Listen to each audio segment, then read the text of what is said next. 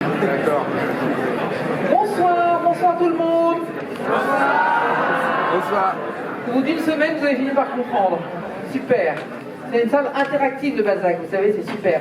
Bienvenue dans cette... Je m'assois, excusez-moi, mais une semaine de course partout, c'est fatigant. Bienvenue dans cette belle salle du Balzac. Alors ça, vraiment, pour le coup, c'est une belle avant-première. Vraiment, je crois que vous êtes plus de 300 personnes. Et moi, je propose que vous vous applaudissiez tous. C'est extraordinaire. Extraordinaire. Le livre des solutions, Michel Gondry, un film distribué par Joker qui va sortir le 13 septembre. Je remercie vraiment le distributeur parce qu'il nous fait confiance sur ce film et il a réussi à faire avec nous cette très très belle soirée ici. Donc merci beaucoup le distributeur, c'est très important. Oui, ben, on peut vous applaudir parce que c'est que du bon cinéma avec le public et les producteurs, enfin toute la chaîne en fait. Donc c'est un film que vous allez découvrir, je pense que vous allez passer une excellente soirée. Je ne vais pas vous faire attendre trop longtemps, c'est un film qui était à la quinzaine des cinéastes cette année à Cannes et avec lequel nous avons ce soir pas mal de comédiens présents que je vais évidemment vous présenter. Je vais aussi vous dire que c'est un film qui est produit par Boris Puget et Georges Berman. Je pense qu'on peut les applaudir parce que produire un film c'est dur, c'est compliqué. Vous allez rester, si vous le souhaitez, avec nous après, parce qu'il y aura une discussion avec Michel Gondry qui sera modérée par Renan Cros. Et il y aura une petite surprise à la fin du film, peut-être que Michel vous le dira ou pas, on verra tout à l'heure. Donc je voudrais tout de suite vous présenter les comédiens qui sont là, et je voudrais demander à Francky Wallach de nous rejoindre. Francky, elle était avec nous l'année dernière. Elle avait un film en compétition, Francky.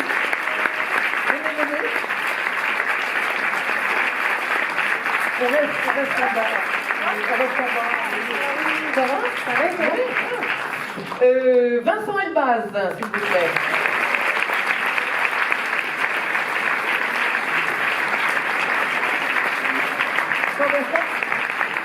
Camille Rutherford.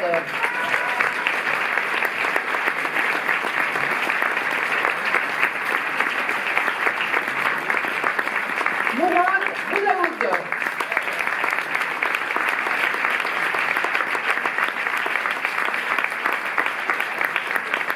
Je vous demande d'applaudir Monsieur Michel Gondry.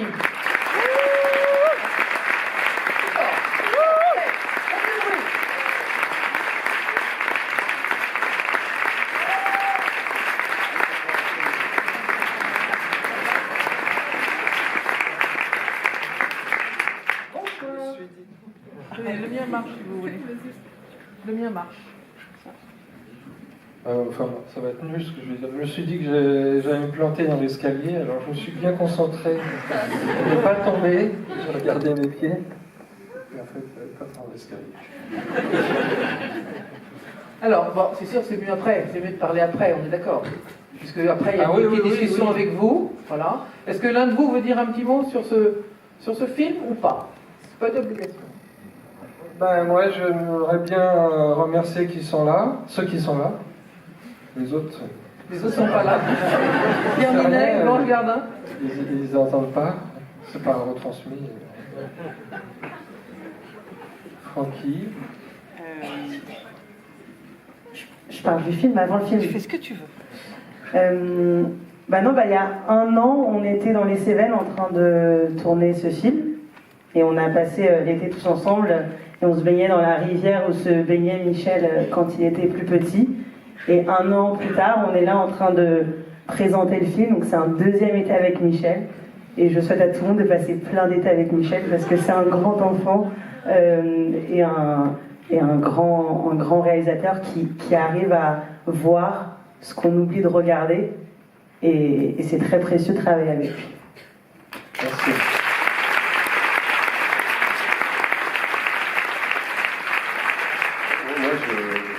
Vous souhaiter une très bonne projection. J'ai adoré participer à ce tournage. J'ai été là-bas invité quelques jours. Et j'ai adoré ça. Voilà. Maintenant, j'espère que vous allez aimer le film. À tout à l'heure, si vous veulent rester. Ils vont tous rester.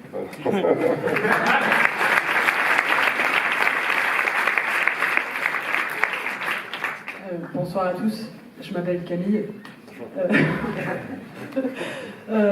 Ouais, comme tout le monde, c'est vrai que beaucoup de gens de ma génération, même les autres générations, Michel Gondry, c'est quand même quelqu'un qu'on connaît tous de par tes clips et tes films. Et moi, j'ai dit la même chose à Cannes, mais oui, je me répète, j'avais le poster de Eternal Sunshine of the Spotless Mind, ce titre toujours tellement long à dire, mais dans ma chambre. Et j'avais aussi le DVD, le scénario, vraiment fan absolu.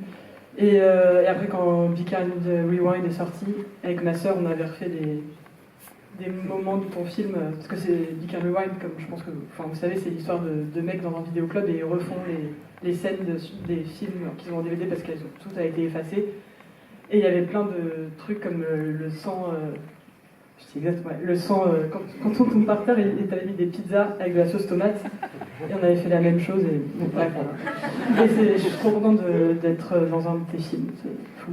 Juste pour la petite anecdote qu'on a fait, c'était un hommage à Scorsese, en gros, ils se font tirer une balle, il y a toujours du sang qui se projette derrière eux, et on coupait, on mettait une pizza. Mais la première fois qu'on attendait le plan, mon anglais pas super, ils sont arrivés avec une pizza en tranche. C'était complètement raté. Bonjour. Alors moi, pareil, je vais rien dire d'original, tout a été déjà dit. Sauf qu'en fait, le dernier jour du tournage, en fait, on l'a tourné ici. Vous allez voir, en fait, il y a un plan dans le film. Ah ouais, là, c'est pas cela. Ouais, exactement, c'est ça. Et entre ici et ici, et c'était le dernier jour, ouais, presque 19 juillet. Moi, voilà, Mourad Boudaoud, et j'interprète le rôle de Carlos, merci à toi de nous avoir fait confiance, de m'avoir fait confiance, et j'espère que le film va vous plaire, et que vous allez bien rigoler ce soir.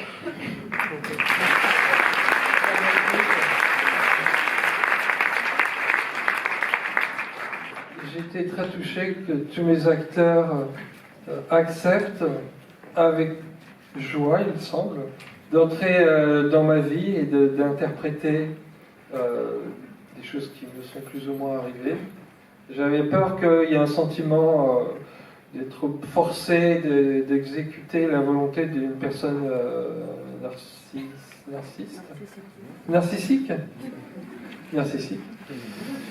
Et finalement, j'ai pas eu ce sentiment qu'on a tourné. Je trouvais que tout le monde avait envie, et j'ai l'impression que les gens voulaient m'aider à me retrouver. Et c'était, j'ai vraiment adoré ça.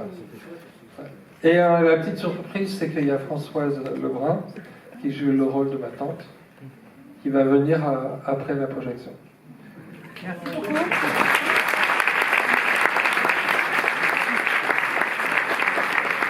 Merci. Passez une excellente soirée. Merci beaucoup. À demain pour la clôture.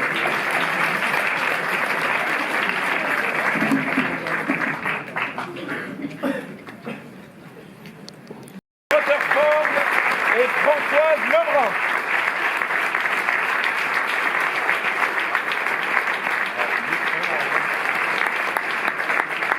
Ça va arriver.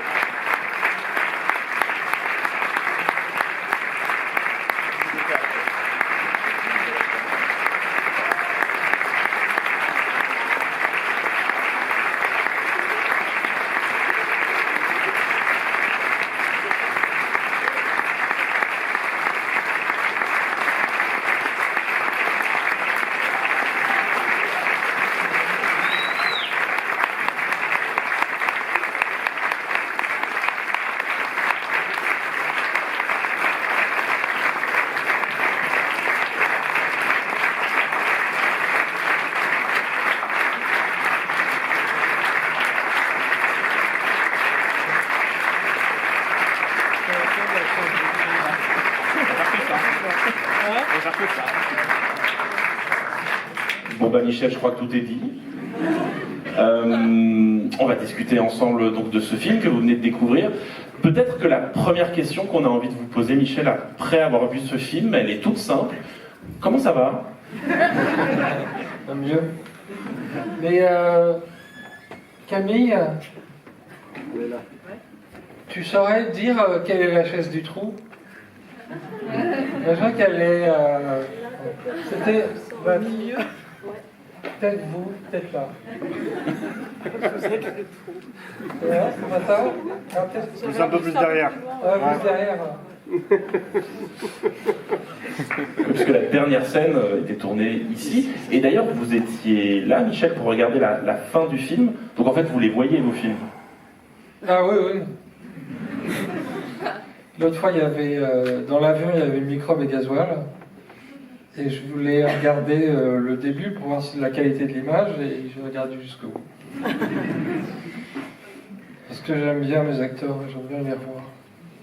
Justement, vos acteurs, ils sont tous là. On est d'accord que c'est un film très autobiographique, en tout cas qui vous ressemble beaucoup. Pourquoi avez-vous eu envie de parler de vous? C'est-à-dire qu'il y a un avantage à parler de soi, c'est qu'on sait pourquoi les choses arrivent. On sait ce qui nous a motivés. Si l'acteur me dit « mais pourquoi je comprends pas pourquoi ça se passe comme ça », je peux lui expliquer, je peux lui donner 10 raisons. Et puis on peut retrouver toutes les nuances. Et voilà, c'est un sujet, c'est pas qu'on connaît mieux ou qu'on connaît bien, mais au moins on sait qu'il y a tout un matériau qui est là à prendre pour sculpter l'histoire. Vous avez donc toute votre bande de comédiens là. Quand vous avez lu le scénario, tous, qui raconte donc l'enfer que c'est à peu près de travailler avec Michel Gondry, vous avez donc tous accepté facilement?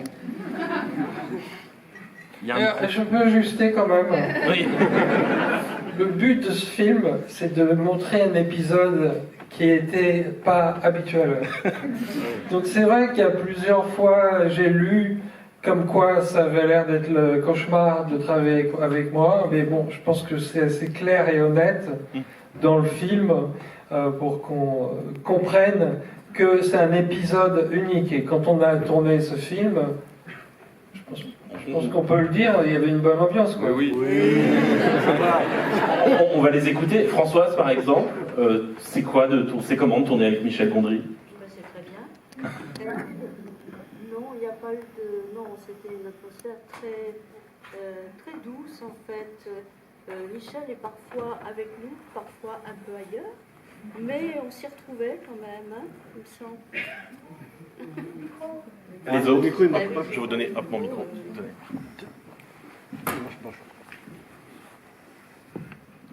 Faut que je répète. Hein. Non, ça... Camille, Francky, Vincent, Mourad, comment c'était ce tournage?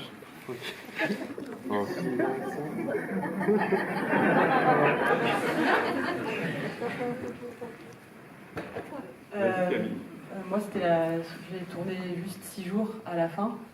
Tout le monde se connaissait déjà très bien. J'avais vraiment le trac. Et c'était la canicule. On avait vraiment très chaud. Mais ouais, je sais pas pourquoi je dis ça. Non, c'était bien. J'étais, comme je disais tout à l'heure, pour moi c'était quand même fou de tourner dans un film de Michel Gondry. Et j'aimais bien le fait de jouer Gabriel aussi, qui existait vraiment. Mais je m'étais jamais dit, c'est possible de jouer des gens qui existent, mais qui sont.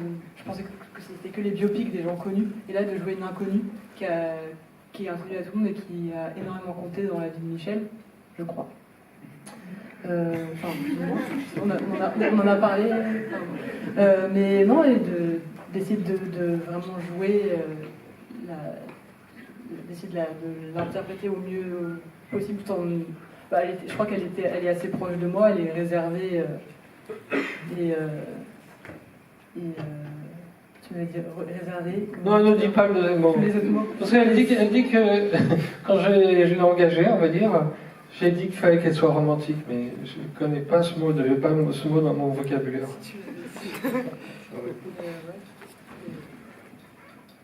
Moi, je t'ai coupé. Non, mais c'était super.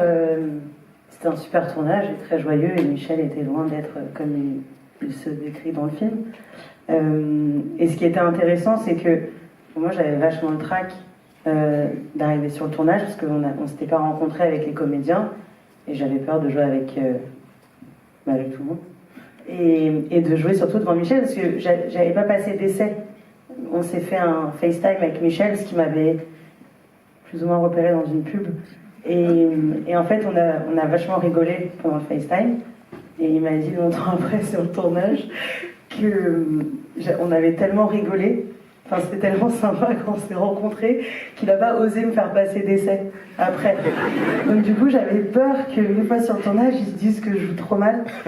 Et ce qui était très intéressant, c'est que Michel, il cherche avec nous en même temps qu'il fait. Et je m'étais raconté que de travailler avec un grand réalisateur, ça devait...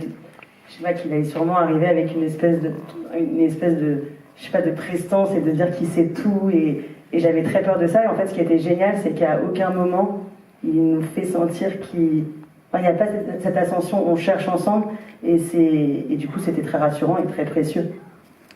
Vincent, vous jouez un producteur dans le film. Je joue un producteur. Donc vous en connaissez le producteur du réalisateur, oui. Mais non, mais finalement, il est très sympa, ton producteur. En plus, moi, je l'ai rencontré... Mais tu l'as pas connu à ce moment-là. Ah oui, à ce moment-là. J'allais vous demander de quel producteur vous vous êtes inspiré pour jouer ce producteur-là. En fait, il y en a deux. C'est comme dans les pelotons d'exécution, il y en a toujours un fusil pas chargé. Comme ça, chacun peut penser qu'il ne tue pas la victime. Donc j'avais pris deux producteurs comme exemple, et donc chacun pense que c'est l'autre qui est représenté. C'est comme ça qu'il vous a présenté le rôle? Oui, oui, je me souviens d'ailleurs, il m'a parlé de toi quand on s'est rencontrés. Il m'a dit oui, effectivement, j'ai vu cette actrice dans une pub, etc. Puis c'était super sympa, il m'a jamais raconté ce truc-là. J'ai pas osé lui faire passer ce essai, j'ai trouvé ça tellement cool de la part d'un metteur en scène de dire ça. Moi j'étais conquis d'avance. Par culpabilité, des fois j'engage les acteurs. Soit culpabilité ou soit pitié. C'est pas du tout par opportunité. J'ai lu le scénario par acquis de conscience professionnelle, en fait. Parce qu'au départ j'avais dit oui tout de suite. Il m'a dit lis quand même le scénario. J'ai dit bon, je vais le lire, mais c'est vraiment par. Voilà quoi. Parce que on dit oui à Michel Gondry. Bah oui. Non, mais oui, mais la rencontre était tellement chouette, c'est pareil, c'est un peu comme avec Francky en fait. Moi j'ai rencontré Michel, puis j'ai plus tellement envie de lire le scénario, envie de faire le film. Mourad, peut-être la question que tout le monde se pose, l'atout, ça va mieux? Ouais, ça va mieux. Ça va beaucoup mieux. Pareil, ce personnage, Michel, il existe, il est inventé, on a envie de savoir maintenant. Ah oui, il existe. Il existe. Tu l'as rencontré? Non, pas lui, mais son collègue. Je l'ai rencontré au festival de Jindou. Là, je peux dire que j'ai pas été sympa avec lui. Ouais. Un jour, pour son anniversaire, je lui ai acheté un balai On va en d'enfant. parler en plus. Et aussi, j'avais demandé de m'installer le téléphone là où il y a la chambre, où on voit Marc, donc au 3e étage, et il avait fait tellement un boulot pourri avec le fil que j'ai tout arraché, j'ai fait une boule et je l'ai mis par terre dans sa chambre et j'ai écrit sur un papier « ta connerie ». Donc c'est vrai que j'étais méchant, j'étais pas moi-même quoi. Tu l'as traumatisé. Tu l'as traumatisé? Ah, voilà. C'est un film dans lequel vous ne vous épargnez pas, Michel, en tout cas vous vous présentez de manière très honnête. C'est ça le début du projet? C'est de se raconter de la manière la plus honnête possible? Je sais pas si c'était le but. Le but, quand même, faut pas se cacher, c'est que quand on est réalisateur, on a envie de faire un film. Alors après, on n'a pas d'option, une option, 2 options, 3 options. Moi, j'ai commencé à écrire toutes les idioties ou choses, parce que dans cet espace de temps où ma tête a fonctionné de manière différente, j'ai fait plein de choses. Certaines étaient complètement vaines, et il y a eu parmi ces choses vaines quelques réussites. Et j'ai essayé de faire le tri et de comprendre si j'avais perdu une année de ma vie ou si j'avais quand même fabriqué des choses intéressantes. Donc j'ai écrit sur des petites cartes tout ce que j'ai fait, toutes mes petites aventures, mes fabrications, et sur 6 mois, je les ai mis dans un ordre, comme à l'ancienne méthode, et je me suis dit que peut-être il y avait un film, et c'est de tous les films que j'ai fait, c'est celui auquel je croyais le moins, je ne pensais pas que ça arriverait. Et ben, finalement, j'ai rien eu d'autre à faire que celui-là. Donc, voilà, j'ai fait celui-là et j'ai l'impression que c'est plutôt. Oui, on est content. C'est une bonne idée, je crois. Et donc voilà, donc tout ça pour dire que, en tout cas, un réalisateur comme moi, on est content de faire un autre film et de faire un autre, mais on se dit pas qu'on va révolutionner le cinéma, ou on essaye de faire quelque chose de correct et que ce soit personnel. Donc on se dit pas, le film n'a pas un but en soi. C'est le but qu'un film, on va dire. Ok, c'est un film très très drôle, c'est un film burlesque, il y a vraiment des vraies scènes de comédie. Il y en avait de temps en temps dans vos films, mais là c'est vraiment votre première vraie comédie? J'ai pas pensé. C'est vrai que j'ai remarqué dans certaines projections, les gens rigolaient et que j'avais envie de me lever et de dire quoi, c'est pas drôle. Mais finalement, en fin de compte, c'est quand même une fierté de faire rire les gens. Je reconnais. Il y a quelque chose de magique. Et puis finalement, la entre guillemets douleur, elle est mieux acceptée ou ressentie si elle s'affiche pas avec prétention. Si elle s'affiche à travers de la comédie, je trouve elle est plus elle-même. Parce que cette scène d'enregistrement de musique, elle est dingue. Et elle est vraie, on est d'accord. Vous avez vraiment fait ça? Oui, on a fait ça, quand même, parce que je vais être corporellement, vous avez fait ça.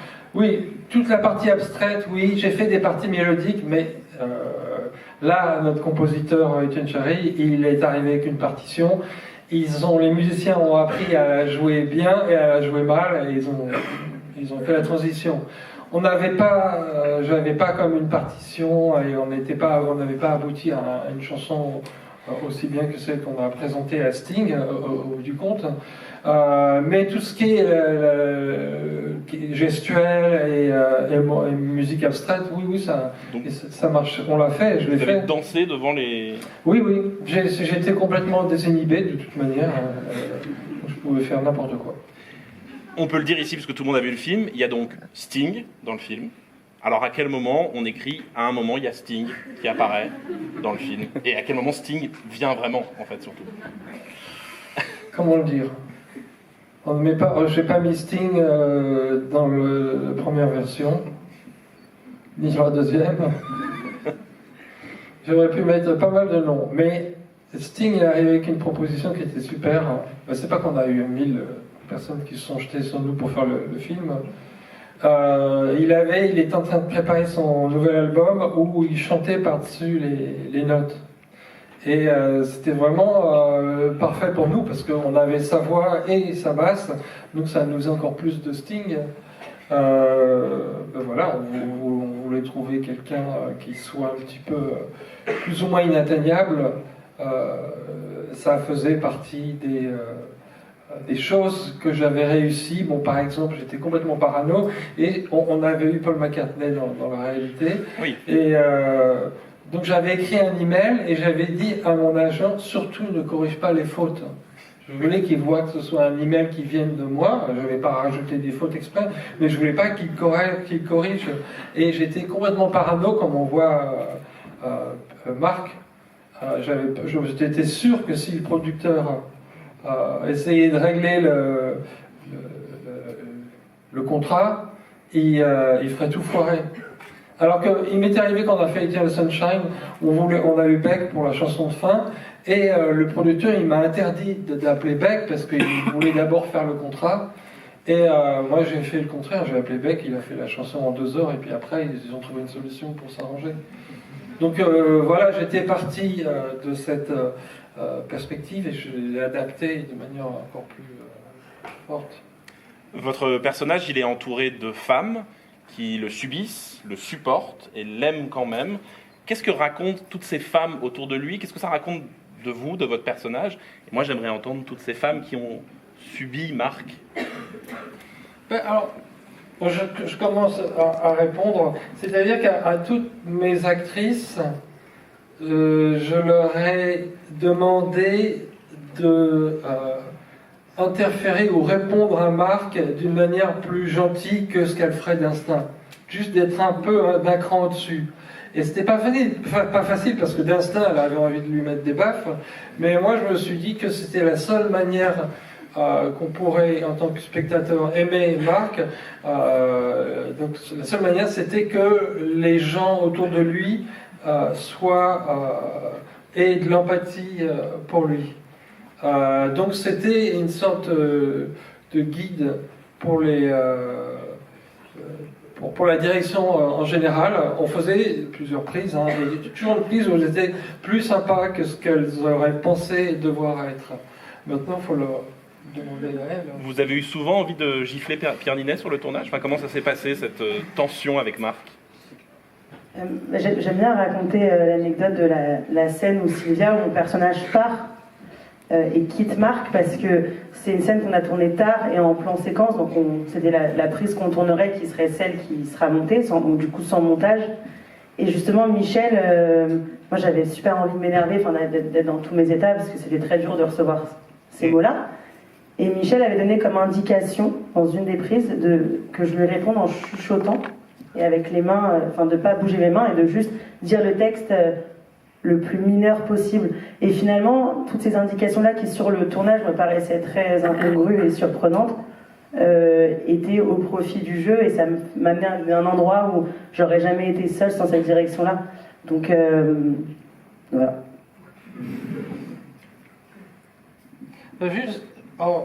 Je vais juste commenter.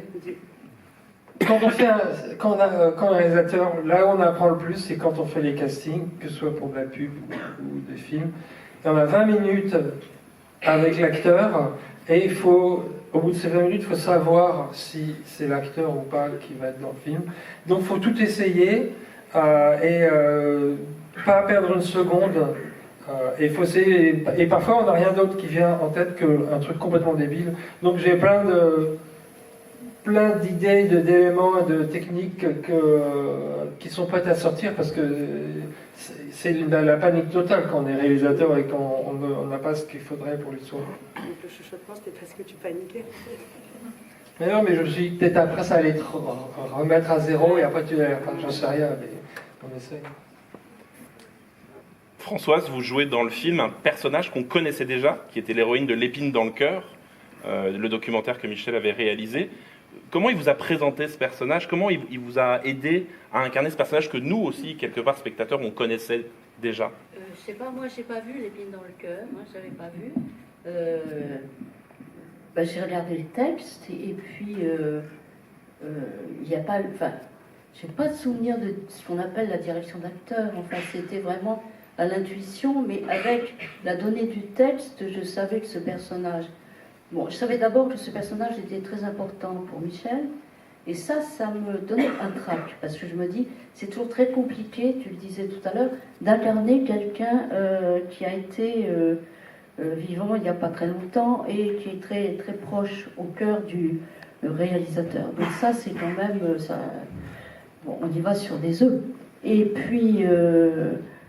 Après, comment dire, vraiment, j'y suis allée avec les scènes, enfin avec ce qui était écrit, et j'ai pas cherché à en rajouter ou en enlever. Enfin, ça me paraissait. Bon, il y avait des moments où Michel me disait plus fort, parce que je chuchote pas mal moi plutôt, mais j'ai pas le sentiment d'avoir été comment dire, non, mon seul critère, c'était que à la fin des scènes tournées, il n'y avait pas de remarques. Donc je me suis dit, ça va. Donc je peux continuer dans ce sens-là, et puis essayer de...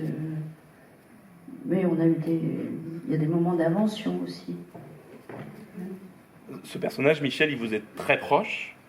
C'est vraiment, peut-être de tous les personnages du film, celui qui est peut-être le plus autobiographique, le plus proche en tout cas de... Vous lui avez redonné vie, comment vous l'avez abordé? Je ne vais pas essayer de le recréer.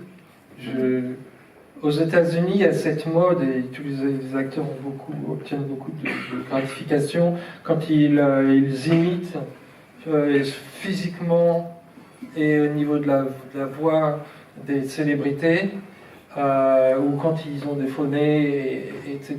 Et pour moi, c'est pas le personnage. Moi, j'ai voulu que Françoise, elle soit elle-même et que finalement, elle lui donnerait son attachement pour Marc par elle-même, sans que je lui demande. En fait, je redate un petit peu à tout le monde. Moi, il me semble que je t'aurais. C'est vrai que une fois, je t'ai dit de parler plus fort, moins fort, ou des choses comme ça, mais je t'ai pas dit. On sent pas que tu l'aimes assez. Ma tante, elle était plus comme ça. Pour moi, c'était ça aurait été un ratage si je t'avais demandé. Ça aurait été épouvantable. Hein. C'est vrai, pour jouer ça, si on dit que tu es pas comme ma tante, oui, je peux faire. Et en fin de compte, tu es très près par l'amour que tu portes à Marc, de ma tante, et donc finalement, ça se rejoint au niveau du sentiment. Plutôt que l'attitude ou physique oui, parce que j'ai rien à voir physiquement avec ta tante. Et alors, par contre, à Cannes, moi, ça m'a fait plaisir parce qu'il y a des personnes qui avaient connu Suzette et qui étaient venues me voir en disant « J'ai retrouvé Suzette ». Je me suis dit, on a gagné. Oui.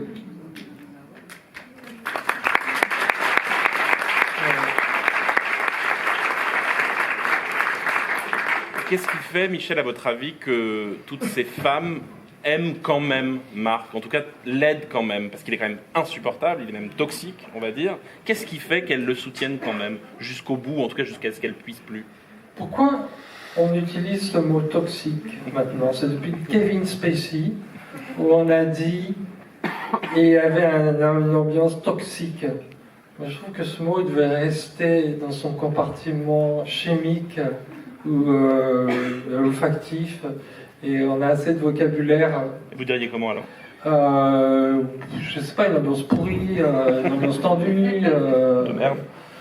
Une ambiance de merde, non, on n'est pas besoin, je sais pas, il n'y a pas besoin d'être grossier, mais on apporte un mot qui est chargé d'une espèce de spécificité qui n'est pas dans le cadre de ce dont on discute là maintenant. Donc, et j'ai entendu ce mot attribué dans une critique qui était négative à cette ambiance de tournage, et j'étais un petit peu fâché parce que c'est un mot à la mode. Je suis désolé. Oh, pas de comme ça. C'est un mot à la mode, alors on l'utilise parce que ça donne une sorte de pouvoir. Alors à ce moment-là, je pourrais être un prédateur. Mais en tout cas, il crée une relation croix, compliquée. Notamment avec oui, pourquoi? Parce qu'il n'a pas toujours été comme ça déjà. Et avant il a été sympa, après il a été sympa, je pense, j'espère. Là c'est une parenthèse, il y a une sorte de dégradation et auquel ces personnes, ces femmes, oui, assistent, et elles essayent de maintenir en surface jusqu'à ce qu'elles craquent, mais je pense que c'est oui, parce qu'elles le connaissent d'avant, elles voient qu'il n'est pas lui-même, donc il n'est pas jugé par rapport à ce qu'il est maintenant, il est jugé globalement. Mais finalement, ce qu'il est dans ce moment prend le dessus, et là, c'est pas possible. Est-ce que vous avez des questions pour Michel Gondry? Alors, je vais prendre un micro. François, je vais pas.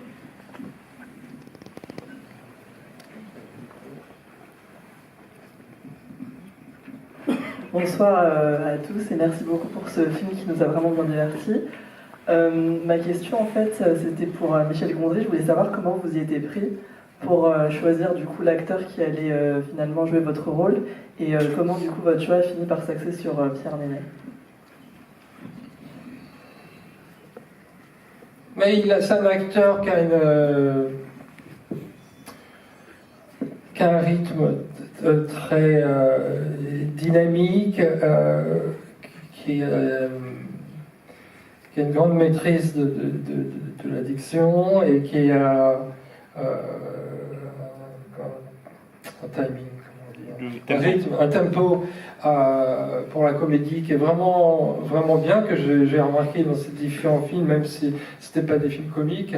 Et je trouve qu'il avait un côté... Bon, déjà, si je pense à quelqu'un qui va me représenter plus ou moins, il y a un niveau de testostérone qui n'est pas super haut, quoi.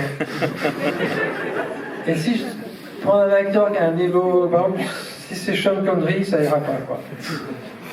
Donc il y a pas tant d'acteurs que ça qui ont ce niveau un petit peu, je sais pas, bon, Jacques Dutronc par exemple, il est pas très jeune, mais on voit des niveaux différents. Donc ça fait aussi partie de mon choix. Et puis, bon, quand je le dis l'autre jour, il n'a pas apprécié, mais on a tous les deux un peu une tête à claque, je trouve. Mais cette histoire de tête à claque, Michel, vous la revendiquez, vous dites que vous avez une tête à claque. Bah, disons que je le dis comme ça me soulage de le partager. Mais ça vient d'où cette idée?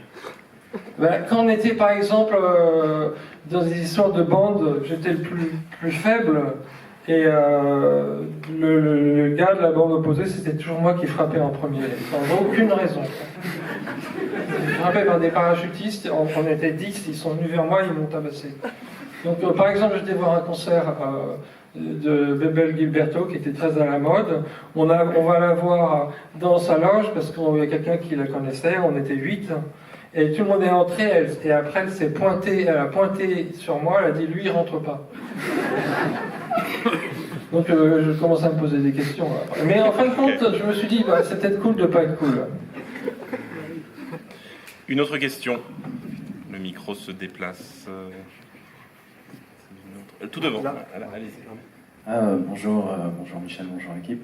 Moi j'ai une question, c'est comment vous écrivez, c'est quoi le processus d'écriture au niveau des dialogues? J'ai l'impression d'avoir entendu une phrase culte toutes les 10 minutes. Je sais pas pour le public, hein, vous me confirmez que c'est juste l'un des films qui a le plus d'esprit et le plus drôle que j'ai français sur ces 10 dernières années que j'ai vu. Et je suis honnête et sincère, et c'est un film qui mérite d'être culte juste par toutes les répliques. Et c'est un métronome de phrases, mais qu'on garde à la tête et qu'on va ressortir au dîner entre potes, quoi. Et donc, ma grande question, c'est quoi le processus d'écriture et comment on arrive à ce stade, quoi. C'est phénoménal. Ben, je crois qu'à cette époque donc, que j'ai vécue, dont on parle, j'avais beaucoup de répondants. Ça faisait partie des changements mentaux. Et c'est vrai que j'avais tendance à avoir des... par exemple, dans le tournage qui avait précédé l'épisode le film, j'utilisais trop d'éléments techniques et au bout d'un moment, c'était pas possible. Il fallait arrêter un projecteur et faire le film, le plan sans projecteur. Et je dis, bon, ben, on laisse tomber ce projecteur et toute l'équipe applaudit. Et j'ai répondu, c'est ça, célébrons la médiocrité. Et bon voilà, je sais pas si c'est drôle ou pas drôle, mais j'avais beaucoup de phrases un petit peu, ou alors qui étaient très arrogantes. Par exemple, le matin, j'arrivais et il y avait toute l'équipe, les décorateurs ou les techniciens qui venaient pour me poser des questions, et je leur disais, attendez mes réponses avant de me poser les questions. Donc c'était super arrogant, mais en même temps peut-être un peu drôle. Donc je pense que j'ai pas mal puiser là-dedans. Vous devez incarner? Non, facile, mais je les perds et je les mélange. Non, ça fait plaisir, comme vous me dites, et j'aurais jamais imaginé que je puisse entendre un compliment comme ça. Donc tant mieux, mais c'est des choses qui se sont passées. Ouais. Il y a un filtre aussi, on choisit ce qui a été le plus percutant. Une autre question, allez-y, là-bas. C'est possible de faire des questions pour les acteurs? Ah bah, dernière pour vous, promis. Question facile. Sur les solutions, est-ce que quand vous écrivez le scénario, si parfois il y a des moments où vous bloquez, est-ce que vous avez une solution? Ou à la page blanche? Je ne sais pas si j'ai envie de me creuser la tête pour répondre à un jeu de mots. C'est pas grave. J'essaye. Alors, est-ce que j'ai des solutions? Des fois, on passe à la suite en se disant qu'on trouvera la solution plus tard. Oui, ou alors on écrit un truc, on sait que c'est un peu en dessous de ce qu'on voudrait, et puis après, on peut revenir dessus. Thanks. Je sais pas trop. Une autre question, et cette fois-ci donc à la demande de Michel pour les comédiens, mais il y en a devant, s'il vous plaît. Là, tout devant, là. Bonjour, merci pour ce super moment. Et du coup, c'est une question un peu pour les deux. Je voulais savoir comment c'est d'être dirigé du coup par Michel Gondry. Et qu'est-ce qui est recherché? Est-ce que c'est une atmosphère? Est-ce que c'est un tempérament? Où vous voulez amener vos acteurs? Et où est-ce qu'il a voulu vous emmener? Comment il vous a dirigé? Merci.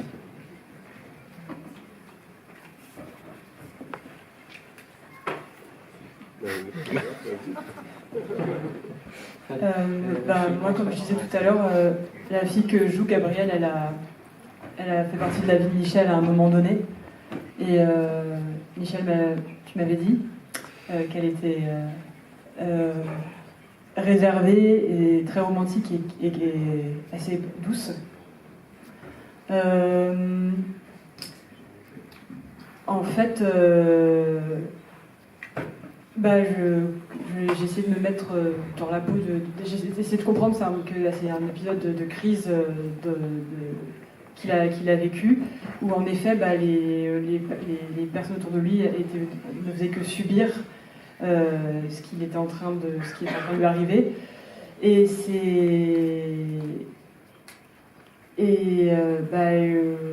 parce qu'elles ont une affection très profonde pour lui, elles savent que c'est un moment de sa vie, il est comme ça, et pour Gabriel, c'est le début d'une histoire d'amour et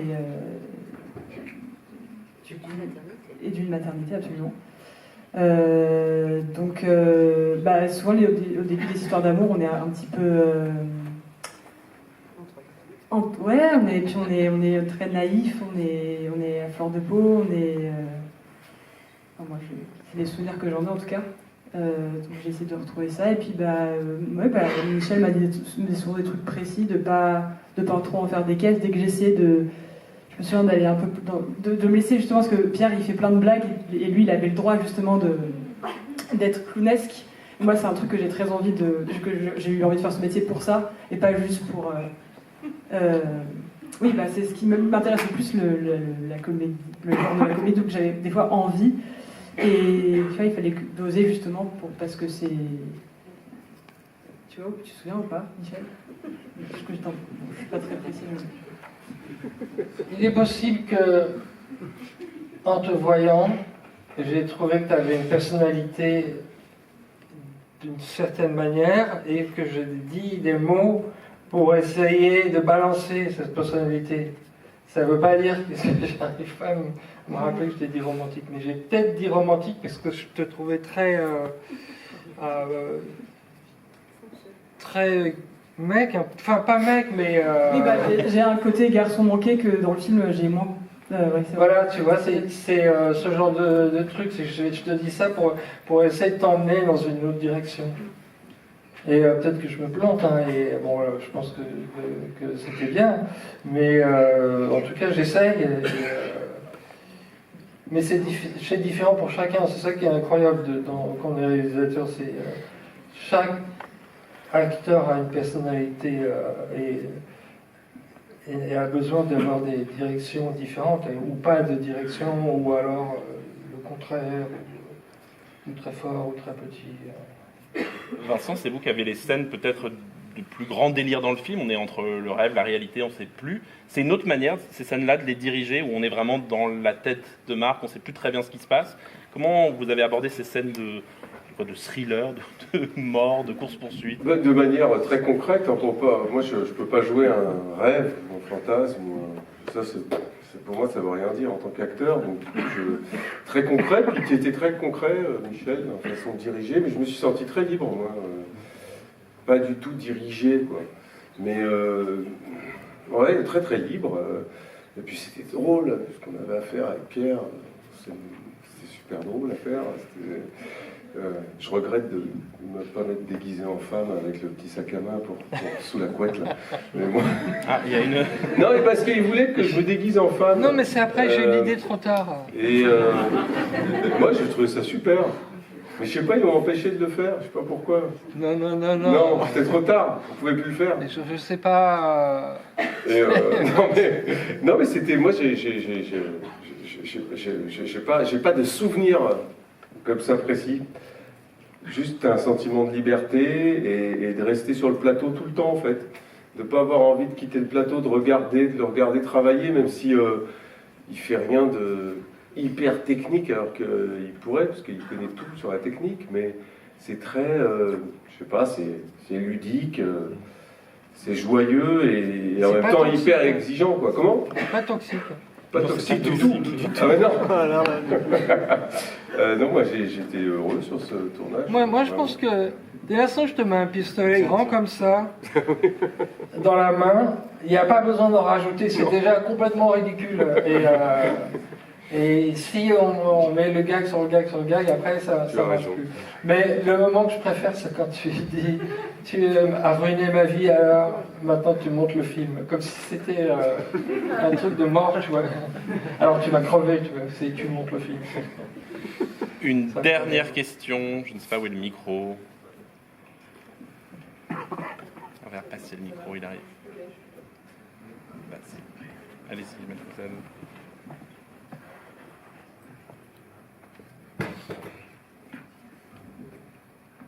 Bonsoir, merci beaucoup pour ce super film.